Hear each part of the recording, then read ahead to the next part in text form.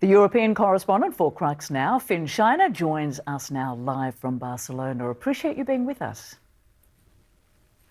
Good morning. Lovely to be here. Thank you. Good morning to you. So how significant is this papal visit to Spain, and what have been the main highlights so far, do you think? Well, I think it's been very significant. Firstly, in terms of the highlights, the Pope addressed the Spanish Parliament earlier this week, and there was a minimum sort of 7-minute applause, and he talked about so many different issues, and he covered such a breadth of topics. But I think him being invited into the Spanish Parliament and then receiving the applause was, that was a definite highlight. And then yesterday, actually, for me personally, watching the vigil in the Olympic Stadium, there was a young woman who shared her testimony about how her father had tried to kill her mother when she was younger. And in this sort of scuffle, another person had died. The father was arrested, and then her mother sort of used drugs to deal with that. And the young girl ended up in foster care, and later on in life found a faith. And that was very moving to hear that story. Yeah, understandably. And what stood out in what the Pope said about immigration, abortion, and of course social justice issues? Well, I think he positioned all those things as being pro-life, and I think what the Church is quite keen to emphasise, that being against abortion is kind of the same. It's the same beliefs that lead the Church to be against abortion as that lead it to be sort of pro-welcoming refugees and migrants. So it's kind of to show that the Church's teaching is really sort of one, as some people call it, the seamless garment. And what's been the overriding message of the Pope during his visit to Spain, so far at least, and how's that resonating with people?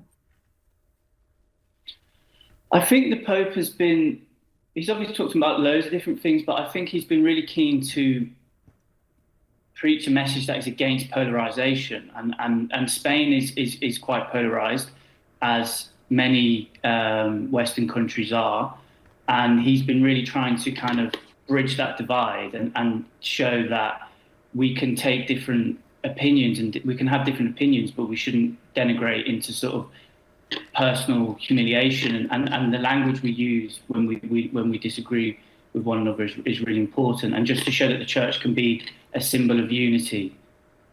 And of course, one of the big highlights, we did mention it in our report, of this trip happens in the next few hours when Pope Leo makes an appearance at the Sagrada Familia.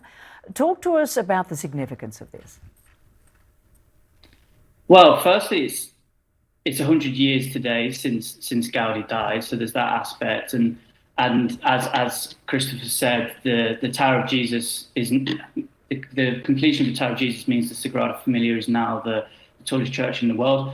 But it's also that Gaudí himself has an open cause for canonization.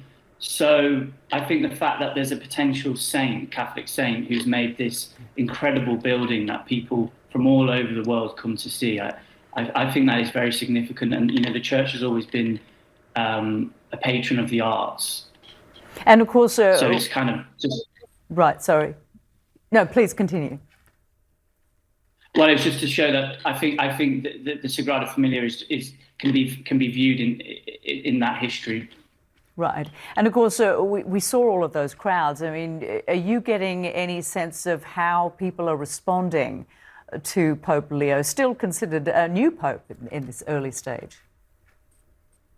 Yeah, so yesterday I was there at the Barcelona Cathedral when Pope Leo arrived. I was there for about a couple of hours, an hour beforehand and a bit after, and the atmosphere was just wonderful. And there was so much enthusiasm, and there was a lot of joy. And I saw flags from all over the world. I spoke to a family from California who just happened to be in Barcelona. And they came to see him arrive as well. And as he got out of the car, there was just this huge roar, and yeah, it was really there was just a great atmosphere, and people seemed very excited and enthusiastic to welcome the Pope. Yeah, he has an incredible warmth, doesn't he? Fionn, thank you so much for joining us. Appreciate it. Thank you.